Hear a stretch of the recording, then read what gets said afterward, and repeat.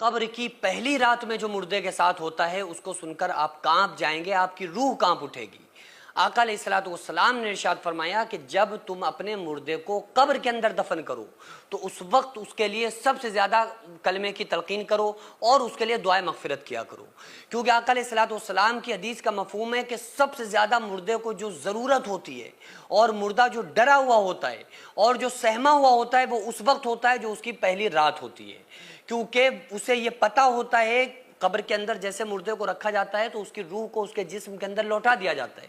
اسے قبر کے اندر اٹھا کے بیٹھال دیا جاتا ہے اور اسے معلوم ہوتا ہے کہ ہم مر چکے ہیں، قبر کے اندر ہیں اور ہماری دنیا ہم سے الگ ہو گئی، ہماری زندگی ہم سے چھوٹ گئی،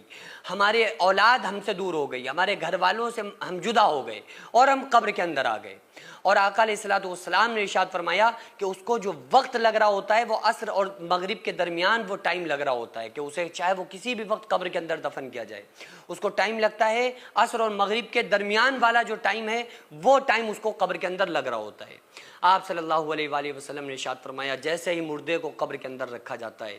اور لوگ مٹی دے کر جیسے ہی تھوڑی دور ہٹتے ہیں، 40 قدم دور ہٹتے ہیں، فوراً اس مردے کے پاس فرشتے آ جاتے ہیں اور ایسے فرشتے آتے ہیں جن کی آواز بادلوں کی کڑک جیسی ہوتی ہے، آ کر مردے سے 3 سوال کرتے ہیں۔ پہلا سوال پوچھتے ہیں من ربک، تمہارا رب کون ہے؟ ما دینک، تمہارا دین کیا ہے؟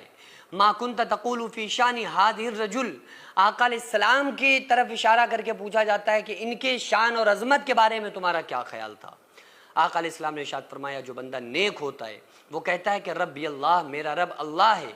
اور وہ آٹومیٹک قبر کے اندر عربی لینگویج میں جواب دیتا ہے، کیونکہ مرنے کے بعد انسان کی جو زبان ہوگی، چاہے دنیا میں وہ کوئی زبان بولتا ہو، مرنے کے بعد اس کی جو زبان ہوگی، جو لینگویج ہوگی وہ عربی ہوگی، تو اللہ تعالیٰ اس سے بلوائے گا۔ وہ تو عمل کے اوپر ڈیپینڈ کرتا ہے کہ وہ جو عمل اچھے ہوں گے تو آٹومیٹک وہ عربی بولے گا، وہ ایسے بولے گا جیسے آج ہم سے اللہ تعالیٰ یہاں اردو، ہندی، انگلش ہر قسم کی لینگویج بلوا رہا ہے، قبر میں وہی اللہ تعالیٰ ہم سے عربی بلوائے گا۔ تو وہ نیک بندہ کہتا ہے ربی اللہ، میرا رب اللہ ہے، وہ کہتا ہے کہ میرا دین اسلام ہے۔ نیک کہتا ہے کہ یہ محمد رسول اللہ صلی اللہ علیہ وآلہ وسلم ہمارے نبی ہیں۔